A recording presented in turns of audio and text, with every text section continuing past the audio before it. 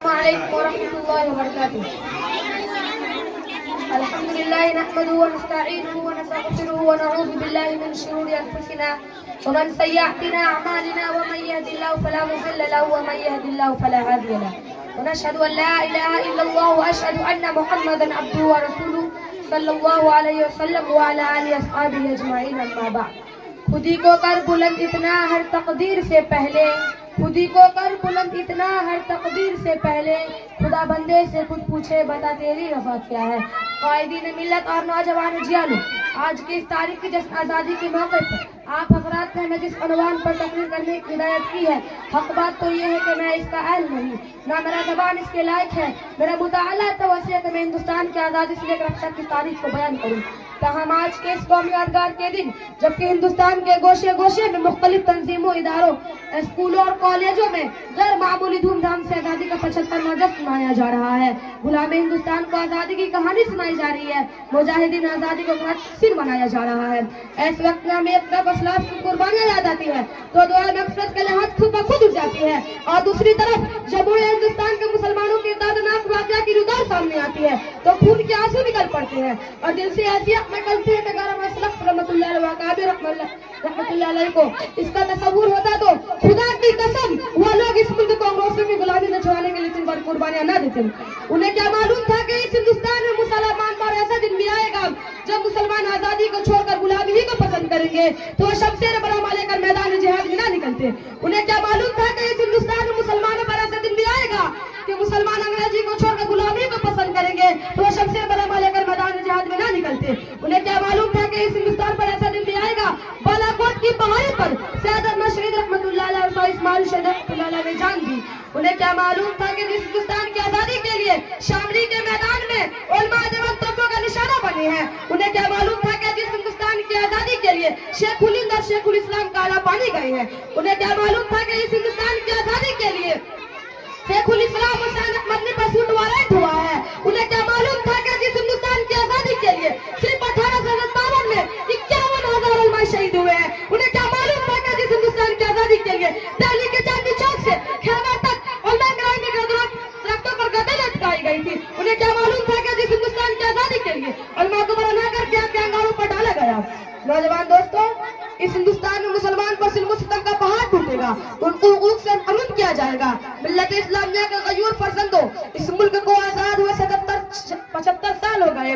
ارباب حکومت نے مسلمانوں کے ساتھ کس طرح غیر مساویانہ اختیار کیا اور ظلم و استبداد کے کون سی ہتھیار استعمال کیے، اس کی درد بڑی داستان ہے. سینکڑوں فسادات کی تاریخ میرے سامنے پڑی ہے جسے یاد کر کے کلیجہ منہ کو آتا ہے، زبانیں گم ہو جاتی ہیں، پاؤں تلے سے زمین کھسک جاتی ہے کہ ہاں یہ کیسی آزادی ہے کہ مسلمانوں کا جان مال محفوظ نہیں، ہماری عزت ابرو پر شیخے مارے جا رہے ہیں، ہمارے حقوق کو پامال کیا جا رہا ہے، ہمارے مساجد و مکاتب کو مسمار کیا جا رہا ہے، شار اسلام کے جنازے نکالے جا رہے ہیں، قربانی پر پابندی لگائی جا رہی ہے، قبرستان پر گھاس والا قبضہ کیا جا رہا ہے، لاؤڈ اسپیکر پر اذان کے خلاف مقدمہ بازی ہو رہی ہے، شار اسلام کے جنازے نکالے جا رہے ہیں، خدائی قانون اور قانونی دستور پر مسلم پرسنل لا میں ترمیم کی کوشش کی جا رہی ہے.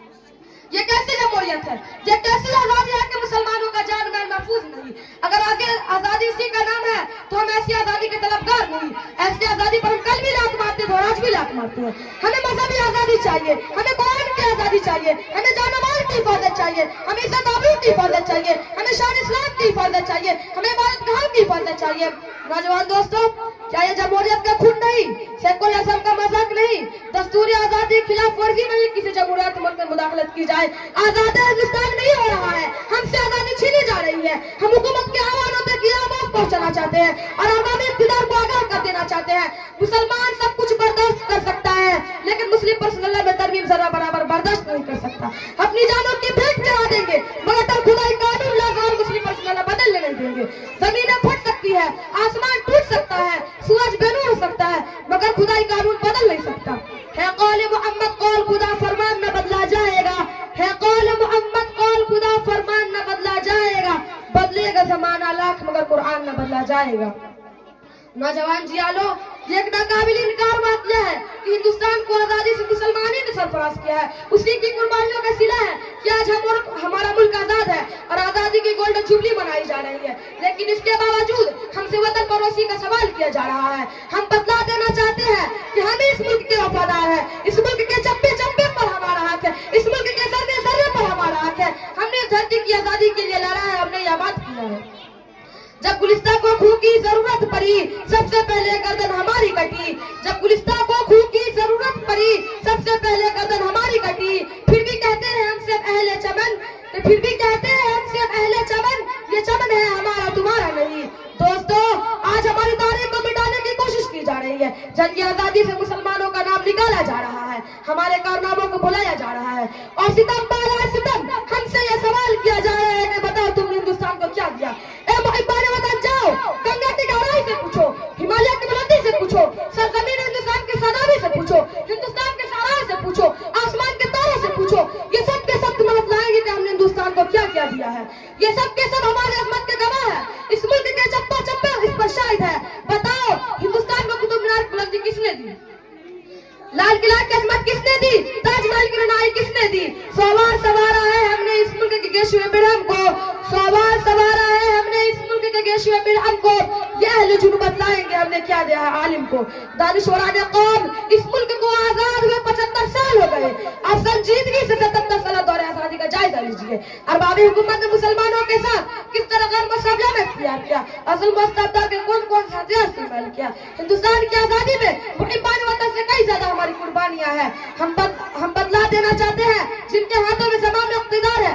अगर हिंदुस्तान की सालमें चाहते हो तो मुसलमानों को उनका हक दे, उनके हकूक को महरूम ना करे, वरना अगर मुसलमानों के सबका बेमना छेक उठा और उनके जियालों ने सबका दामन छोड़ दिया, हम तुम्हारे लिए गो आतिश फसा खुदाई कहर बनकर कायम होंगे। तब तुम्हारी ताकत हवा में उड़ जाएगी और तुम्हारे पर खच्चे उड़ जाएंगे। तुझे मुबारक हो, कुरानी की मुखालिफत हम ना करेंगे। तुझे मुबारक हो, कुरानी की मुखालिफत हम ना करेंगे। अगर शरीयत पे हाथ डाला तो ना तुम रहोगे ना हम रहेंगे। अल्लाह ताला हम सबको इस्लामी दुश्मन ताकतों से महफूज रखे और इस्लाम को सरबुलंदी अता फरमाए। आमीन। व आखिरु दावाना अनिल हम्दुलिल्लाहि रब्बिल आलमीन। अस्सलामु अलैकुम व रहमतुल्लाहि व बरकातुहू।